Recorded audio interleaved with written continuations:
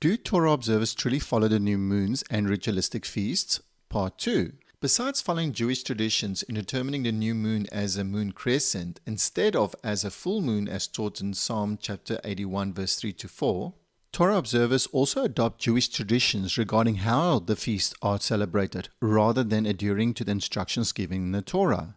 One notable example is the Passover feast known as Pesach. Since the destruction of the temple in 70 AD, it has not been possible to observe the Feast of Atonement, Yom Kippur, which is held on the 10th day of the 7th month. This is because Yom Kippur requires the temple for the high priest to offer the annual sin offerings and sprinkle the blood on the mercy seat, the lid of the Ark of the Covenant.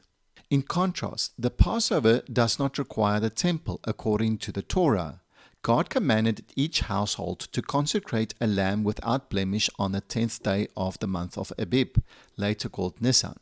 On the 14th day of the month before sunset, the lamb was to be killed, roasted over a fire, and eaten that evening with unleavened bread and bitter herbs as instructed in Exodus chapter 12 and Deuteronomy chapter 16.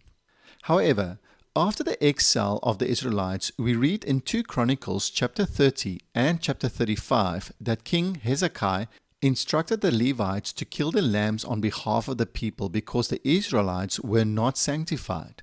While this change may have been well-intentioned, the Levites taking over the responsibility of consecrating and killing the lambs was not directly commanded by the Lord. As this practice became institutionalized, the original instruction for Passover were gradually altered. When the temple was destroyed in 70 AD and the Levitical system ceased, the celebration of the Passover became further diluted. Besides the additional rituals that were added, the most essential element of the feast, the actual Passover lamb, was abandoned. The Passover lamb was replaced by a symbolic burnt bone placed on the Seder plate.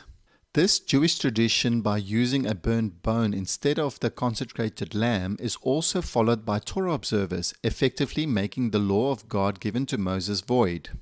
However, for Christians, Jesus has fulfilled the Passover as taught in 1 Corinthians chapter 5 verse 7.